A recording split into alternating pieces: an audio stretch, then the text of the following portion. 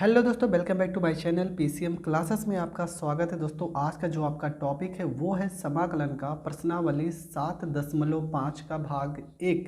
और इस पार्ट में आज हम आपको बताएंगे कि इस तरह के क्वेश्चन को आप कैसे सॉल्व कर सकते हो। बहुत ही सिंपल तरीके से आप इस तरह के क्वेश्चन को सॉल्व करोगे, ये मेरा वादा है।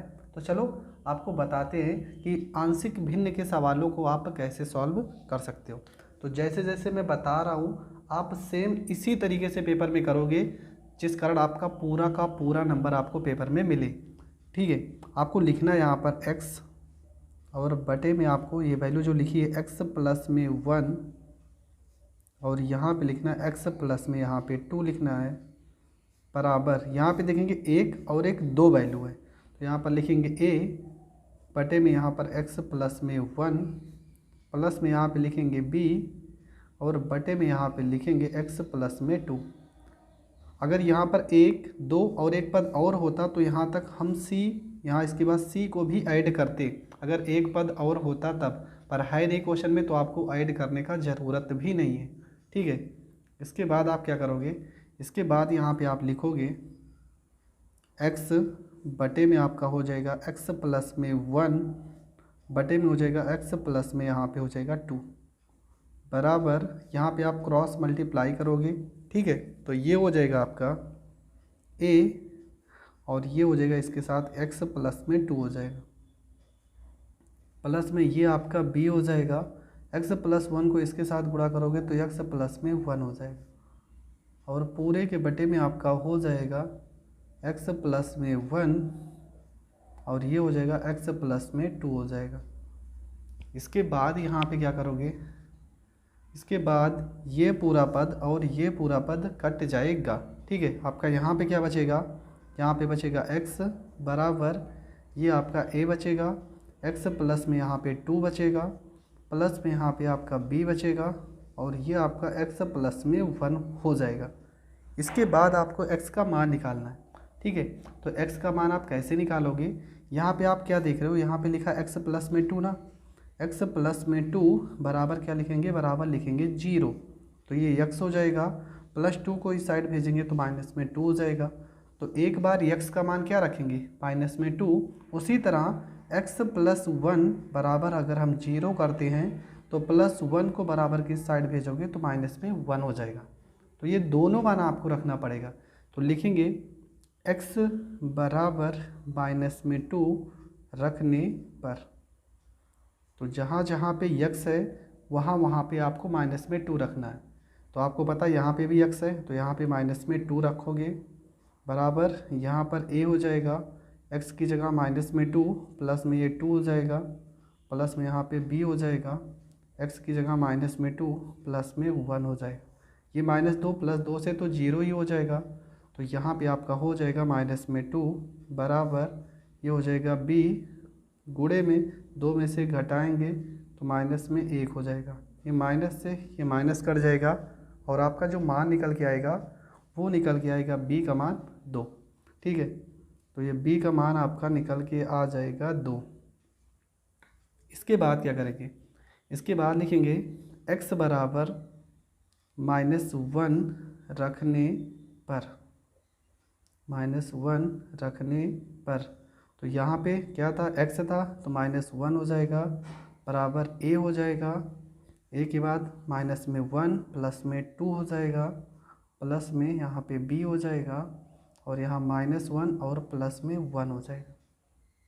ये हो जाएगा आपका माइनस में 1 बराबर a, 2 में से 1 घटेगा तो 1 ही होगा और ये माइनस 1 प्लस 1 से तो कट ही जाएगा, 0 ही हो जाएगा। तो a का मान आपका सीधा सीधा क्या आ जाएगा, माइनस में 1 आ जाएगा। ठीक है, a का मान आ गया और ये आपका b का मान आ गया। a और b का मान जैसे ही निकलेगा आपको करना क्या है, आपने एक समीकरण लिखा था कहाँ पे, ये अगर आपको याद है ये वाली, ये वाला लाइन, ठीक यहीं पर फिर से आपको लिखना है। क्या लिखना है, ठीक है, आपको लिखना क्या है, एकदम जैसे मैं बता रहा हूँ सेम ऐसे ही पेपर में करना है। यहाँ पे आपने लिखा था x बटे में x प्लस 1, समाकलन का चिन्ह जरूर बना देना है और x प्लस में 2 हो जाएगा बराबर a, समाकलन का चिन्ह बनाना है और बटे में आपने x प्लस 1 लिखा था, प्लस यहाँ पे b लिखना है और बटे में आपने x प्लस में 2 लिखा था। इसके बाद इसका समाकलन कर देना है। तो a का मान आपने निकाला है क्या, -1, और ये हो जाएगा आपका dx बटे में x प्लस में 1, प्लस b का मान आपने 2 निकाला है, ये हो जाएगा dx बटे में x प्लस में 2। आपको फार्मूला पता होगा, 1 बटे में x बराबर log x होता है, ठीक है। तो ये हो जाएगा आपका माइनस, यहाँ पे log हो जाएगा और ये हो जाएगा माड में x प्लस में 1, प्लस में ये 2 हो जाएगा, ये आपका log हो जाएगा x प्लस में 2, ठीक है। ये भी आपका आंसर है। आप यहाँ पर भी आंसर लिख दोगे तो आपका पूरा का पूरा सही माना जाएगा, ठीक है। अगर आप इससे ज़्यादा भी हल करना चाहते हो तो इससे ज़्यादा भी आप हल कर सकते हो, वो भी आपका सही होगा। तो मैं बता भी दे रहा हूँ, आपको पता है कि एक फार्मूला होता है log m की पावर n का एक फार्मूला क्या होता है, फार्मूला होता है n, ठीक है, n log m होता है, ठीक है। तो यहाँ पे मैं कुछ चीज़ें आपको समझा देता हूँ, ठीक है। कौन कौन सी चीज़ें आपको समझा देता हूँ, ये सारी चीज़ें आपको जानना बहुत ज़रूरी है। लॉग का फार्मूला होता है, लॉग का formula log m plus b, अगर log n लिखा हो तो इसका फार्मूला होता है log m इंटू n, ठीक है। अगर log m और बटे में n लिखा हो तो इसका फार्मूला होता है log m माइनस में log n लिखा होता है। अगर log m का पावर में n लिखा हो तो इसका फार्मूला होता है n log m होता है। तो इन सारे फार्मूलों को आपको बहुत ही अच्छे से पता होना चाहिए, ठीक है। इन्हीं फार्मूलों का यूज होगा इस पूरे चैप्टर में, इस पूरे चैप्टर में इन्हीं फार्मूलों का यूज होगा। तो इन सारे फार्मूलों को आपको बहुत ही अच्छे से आपको याद होना चाहिए, ठीक है। और चीज़ें देख लीजिए, मान लो हमने यहाँ पे लिखा है समाकलन में, जैसे यहाँ पे लिखा था dx बटे में x प्लस में 1, तो इसका समाकलन होता है, डायरेक्ट आप लिख सकते हो log x प्लस में 1 लिख सकते हो, ठीक है। इसका समाकलन होता है। तो ये सारी चीज़ें आपको समझ में आनी चाहिए। तो यहाँ पे क्वेश्चन में लास्ट में क्या लिखा था मैं बता भी दे रहा हूँ। लास्ट में आपने यही लिखा था कि माइनस में log, ठीक है, आपने लिखा था माइनस में log, यहाँ पे लिखा था x प्लस में 1 और यहाँ पे लिखा था प्लस में 2 log x प्लस में 2। तो पहली चीज़ हम क्या करेंगे, ये प्लस वाले पद को हम आगे लाते हैं, तो ये हो जाएगा 2 log x प्लस में 2 और इस माइनस वाले पद को पीछे लिख देते हैं log x प्लस में 1।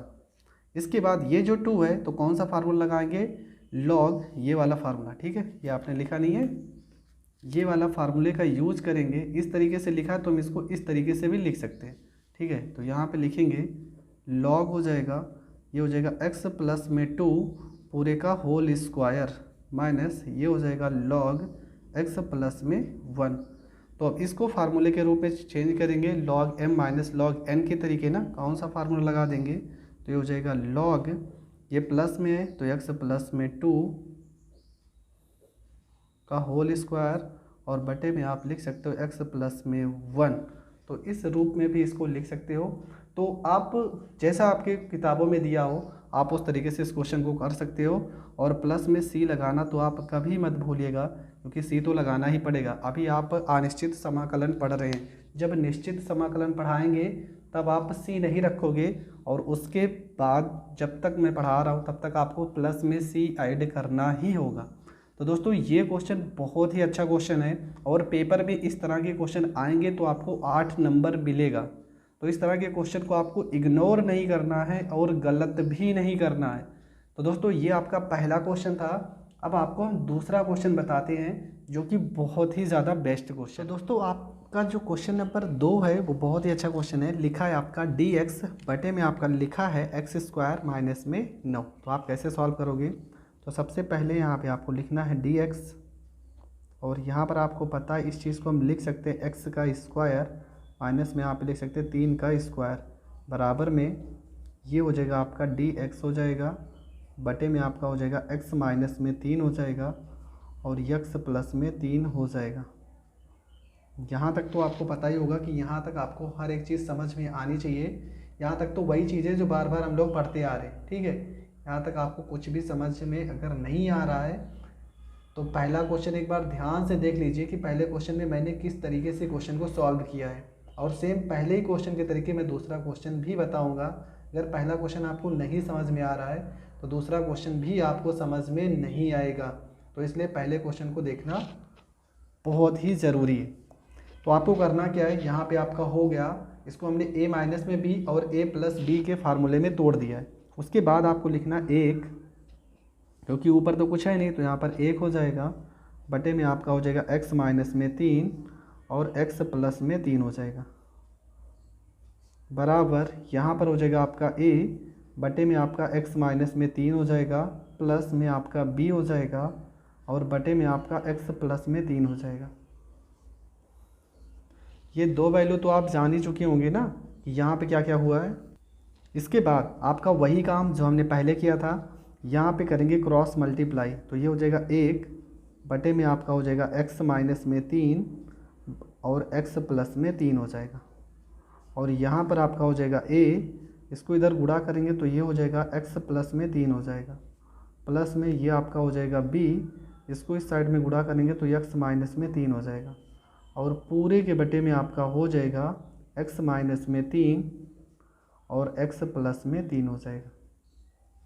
ये और ये आप काट दोगे तो आपका बचेगा ऊपर 1 बचेगा, बराबर में यहाँ पर a बचेगा, x प्लस में यहाँ पर 3 बचेगा, प्लस में यहाँ पर b बचेगा, x माइनस में यहाँ पर 3 बचेगा। उसके बाद हमने क्या कहा था, यहाँ पे जो पद है क्या लिखोगे, लिखोगे आप x प्लस में 3 बराबर में 0, तो प्लस 3 को इस साइड भेजोगे तो माइनस में 3 हो जाएगा।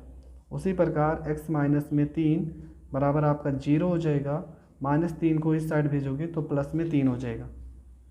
अब आपको यही दोनों मान रखना है, आप लिखोगे x बराबर 3 रखने पर, जब x बराबर आप 3 रखोगे तो आपका जो मान निकल के आएगा, तो यहाँ पे 1 है तो ये 1 हो जाएगा, बराबर ये a हो जाएगा, यहाँ पे 3 प्लस में 3 हो जाएगा, ठीक है, 3 प्लस में 3 हो जाएगा, प्लस में ये आपका b हो जाएगा, यहाँ पे 3 और माइनस में 3 हो जाएगा, ये a बराबर हो जाएगा a, और 3 में 3 जोड़ दोगे 6, और ये तो पूरा 0 हो जाएगा, तो आपका मान निकल के आएगा a बराबर में 6 इधर गुणे में, तो इधर कहाँ पे आ जाएगा, ये भाग में आ जाएगा। उसी प्रकार यहाँ लिखेंगे x बराबर -3 रखने पर, माइनस में 3 रखने पर, तो ये हो जाएगा 1 बराबर में यहाँ पर हो जाएगा a, और यहाँ पे x की जगह पे क्या रखेंगे, माइनस में 3, तो ये माइनस में 3 हो जाएगा, प्लस में यहाँ पे 3 हो जाएगा, ये आपका b हो जाएगा। यहाँ पे -3 और -3 जोड़ दोगे तो क्या हो जाएगा, माइनस में 6 ही तो होगा, ये तो आपका क्या हो जाएगा, 0 हो जाएगा, तो a बराबर आपका आ गया b, और गुणे में आपका माइनस में 6 आ गया, तो यहाँ पे b बराबर आपका हो जाएगा 6 इधर गुणे में, इधर कहाँ पे आएगा, भाग में, तो माइनस में 1 बटे में 6 हो गया, a का मान आ गया, b का मान आ गया। उसके बाद क्या करेंगे, यहाँ पे लिखेंगे जो शुरुआत में हमने समीकरण लिखा था, क्या लिखा था, हमने लिखा था dx x माइनस में 3 और x प्लस में 3, यही तो लिखा था, बराबर में यहाँ पर a लिखा था और a के बटे में x माइनस में 3 लिखा था। यहाँ पे समीकरण का समाकलन का चिन्ह बनाएंगे, प्लस में हमने b लिखा था और बटे में x प्लस में 3 लिखा था। अब यहाँ पर a और b का मान उठाकर रखेंगे, ठीक है, तो a का मान हमारा क्या आया है, 1 बटे में 6, और ये हो जाएगा आपका dx बटे में आपका हो जाएगा x माइनस में 3, b का मान माइनस में है तो -1 बटे में 6, और ये हो जाएगा dx बटे में x प्लस में 3 हो जाएगा। यहाँ पे इसका समाकलन करेंगे तो ये हो जाएगा आपका 1 बटे में 6 हो जाएगा, 1 अपान में है तो ये हो जाएगा आपका log हो जाएगा, माड में x माइनस में 3 हो जाएगा, माइनस ये आपका 1 बटे में 6 हो जाएगा, ये आपका log हो जाएगा, और माड में x प्लस में 3 हो जाएगा। इसके बाद क्या करेंगे, यहाँ पे हम 1 बटे 6 को कॉमन, देखो दोनों में है ना तो कॉमन भी कर सकते हैं, 1 बटे 6 को अगर हम कॉमन कर लेंगे तो आप इसको इस तरह से लिख सकते हो, log, ये माइनस में है ना तो इसको बटे में भी लिख सकते हो, ये हो जाएगा x माइनस में 3 और बटे में आपका हो जाएगा x प्लस में 3, माड बंद कर देंगे, प्लस में यहाँ पे c लगाएंगे और ये जो होगा आपका करेक्ट आंसर हो जाएगा। तो क्वेश्चन नंबर 1 और क्वेश्चन नंबर 2 बहुत ही सरल तरीके से मैंने समझा दिया है। आपको करना क्या है, आंशिक भिन्न का जो क्वेश्चन होता है वो होता तो बहुत ही सरल है, लेकिन अगर आपको नहीं आता है तो आपके लिए बहुत कठिन भी हो जाएगा। तो इसलिए आंशिक भिन्न के क्वेश्चन को आप हल्के में ना लें। 8 नंबर का सवाल है, इस लेसन से एक क्वेश्चन जरूर आता है हर बार, तो आपको हर एक क्वेश्चन को बहुत ही अच्छे से पढ़ना है। तो दोस्तों आज की वीडियो में मैंने पहला और दूसरा क्वेश्चन बताया है। इसके बाद का जो वीडियो होगा उसमें क्वेश्चन नंबर 3 और 4 को मैं बताऊंगा। अगर आपको वीडियो पसंद आती है तो प्लीज़ चैनल को ज़्यादा से ज़्यादा लोगों तक शेयर करें और सपोर्ट करें।